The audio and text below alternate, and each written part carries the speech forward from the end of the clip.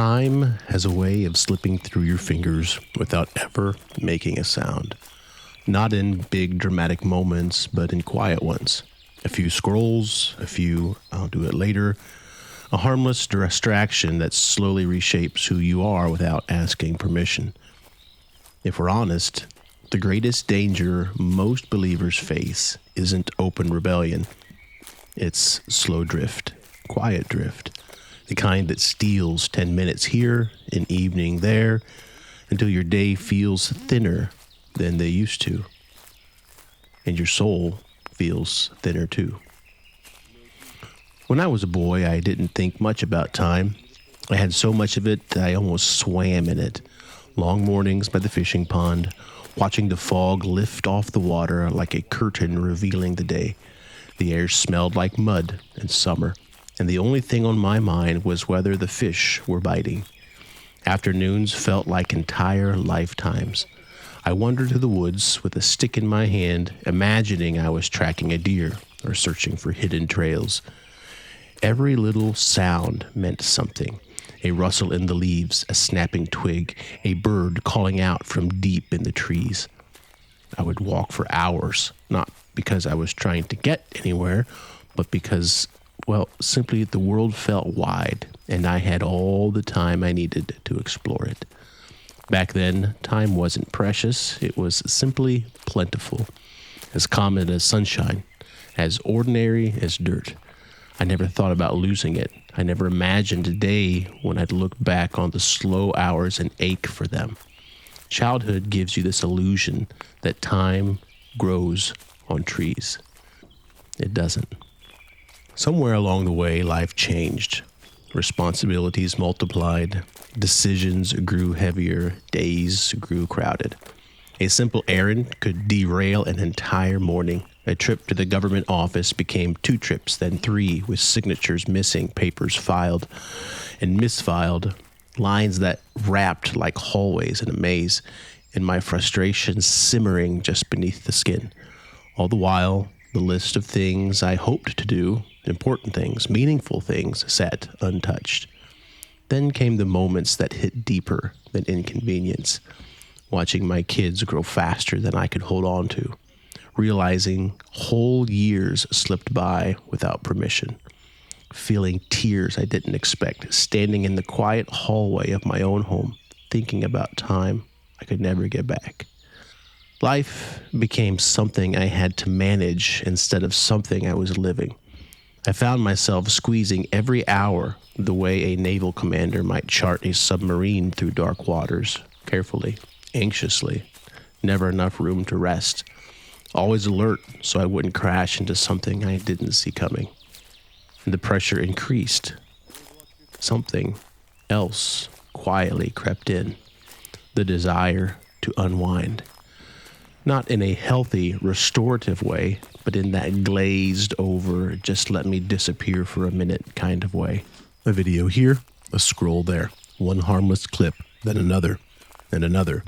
It felt like a release, but it wasn't. It was escape.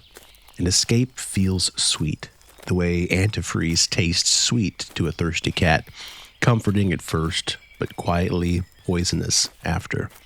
Every sip eats a small piece of the soul. Somewhere in those cycles of pressure and escape, I faced a truth that I didn't want to admit. Wasted time doesn't just waste minutes, it wastes the person you are becoming. It dulls the heart. It quiets spiritual hunger. It erodes the connection between you and God in ways that are so gentle you barely feel them happening. Not because you're rebelling, not because you choose sin, not because you choose nothing.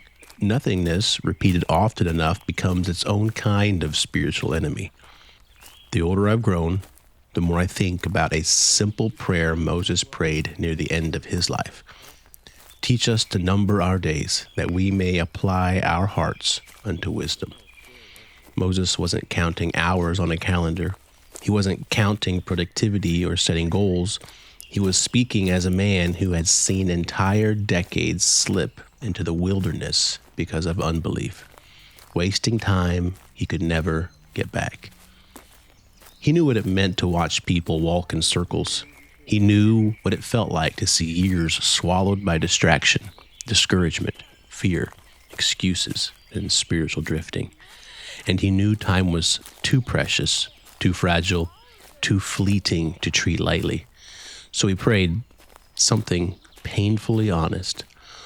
Teach us to value our days. Teach us to see them rightly. Teach us how to live before they're gone. That prayer has followed me like a gentle companion through the years, not to make me anxious, not to make me frantic, but to help me see that time isn't a possession, it's a trust. And trusts can't be neglected just as easily as fields or friendships or marriages. Moses learned the hard way. We had watched people assume tomorrow would always come.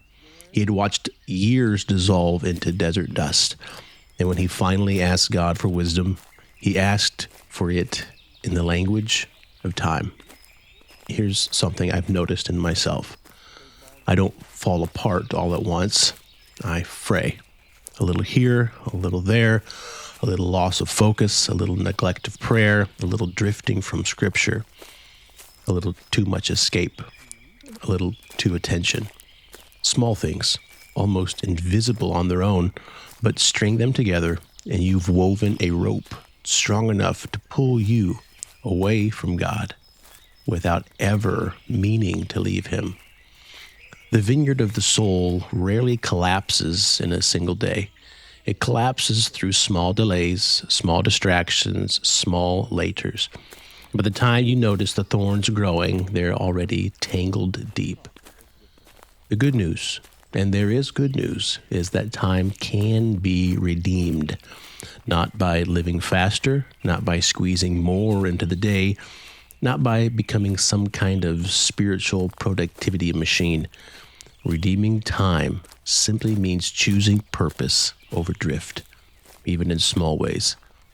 It's choosing presence over escape, choosing prayer over scrolling, choosing stillness over noise, choosing moments that feed your soul instead of numb it.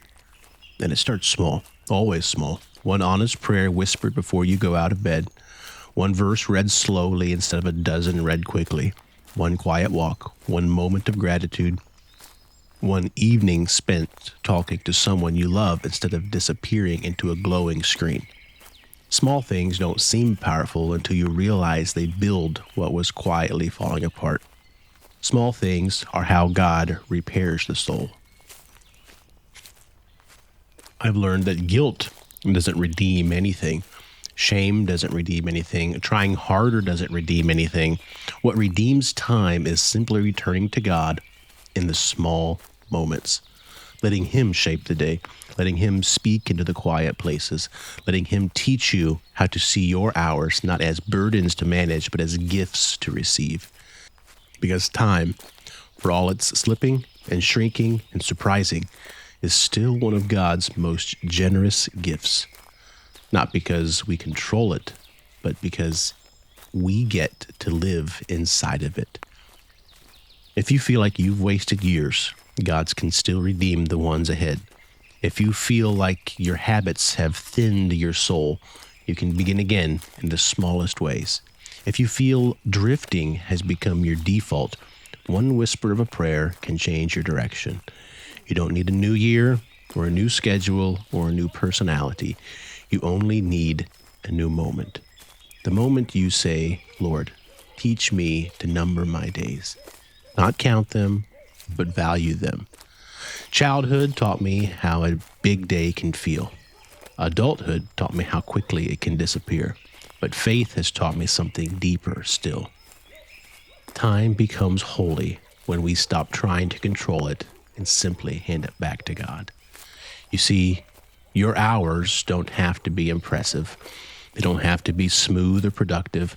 They just have to be surrendered. He takes even the broken pieces, the distracted delays, the distracted days, the tired evenings, the moments you regret, and He works with them. He always has, He always will. God doesn't throw away time, and He doesn't throw away you. So, breathe for a moment. Look at the day in front of you with mercy and take one quiet step toward Him. It doesn't need to be big. It doesn't need to be loud. It just needs to be real. And that is enough.